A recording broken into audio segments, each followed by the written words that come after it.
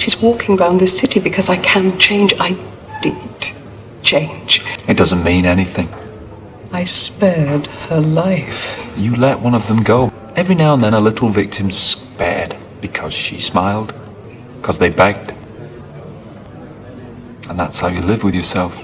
Because once in a while, on a whim, you happen to be kind. You see, that's one of the great things about Doctor Who. One of the most profound moments in the first season of Doctor Who comes in an episode that's rarely counted among the series' finest. Boomtown. In this story, the Ninth Doctor shares a dinner conversation with Margaret Blaine, a Slovene in human disguise. And what begins as a tense standoff becomes something more intimate and philosophical, culminating in a few lines of dialogue that, despite their casual tone, carry a surprising moral weight. Margaret, who has a long history of violence and attempted planetary destruction, insists that she's capable of change. She tells the Doctor that she let one victim go, one small act of mercy, and she holds this up as evidence that she's not beyond redemption. The Doctor, on the other hand, replies, "You let one of them go. That doesn't mean anything." It's a short line, easy to overlook,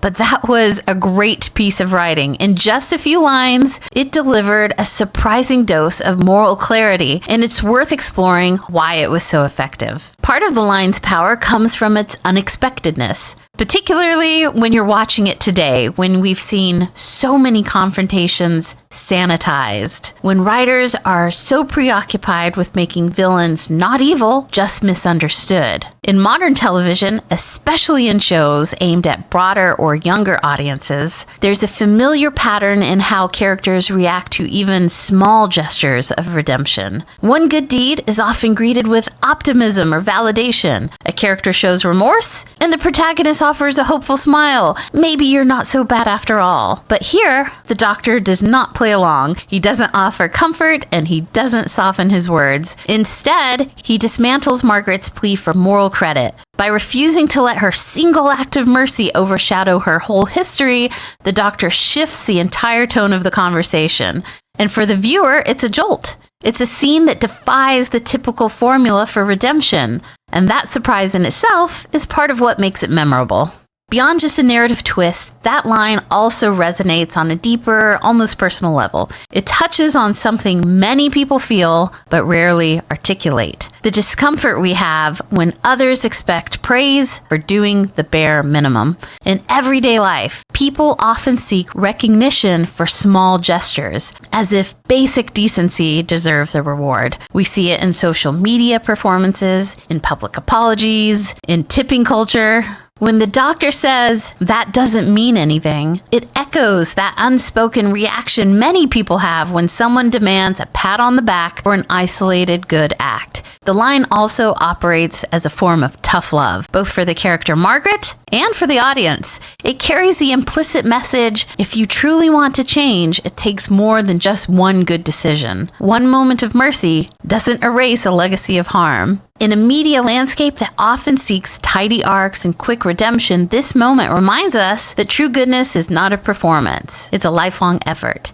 The Doctor isn't being heartless, he's setting a moral standard. This scene also demonstrates the deeper role of storytelling itself. On the surface, it's just a conversation between two fictional characters, but in a broader sense, it's speaking directly to the audience. They invite the audience to reflect and to ask, do I agree with this? Does this apply to me? Should I adopt this worldview? And it did it in a way that modern writers aren't really achieving today. It doesn't push a trendy message or promote a specific agenda. It focuses on universal themes that hold up over time, that transcend the social debates of today. When storytelling is done well, it becomes a place for audiences to encounter new ideas, not through preaching, but through storytelling, great plots, great dialogue, and it's particularly impressive when a show like Doctor Who, often seen as a light, sometimes pulpy sci-fi, delivers that kind of impact in such a quiet, unassuming way. So let's talk about simplicity as a strength. Another reason this line is so powerful is its language. It's not dressed up in poetic phrasing or philosophical jargon. It's plain spoken, and because it's so casual, some viewers might overlook its weight. But that simplicity is part of what makes it so effective. Simple language reaches more more people. It doesn't need to be Shakespeare. There's a tendency in storytelling to equate complex language with deep thinking, but true insight often reveals itself when complex truths are expressed simply. How many times in life have you heard someone sum up exactly what you were thinking or feeling in just a few words? When you've said, "Oh my God, yes, you hit the nail on the head." Saying something in 10 words will always be more powerful than saying it in 100. So,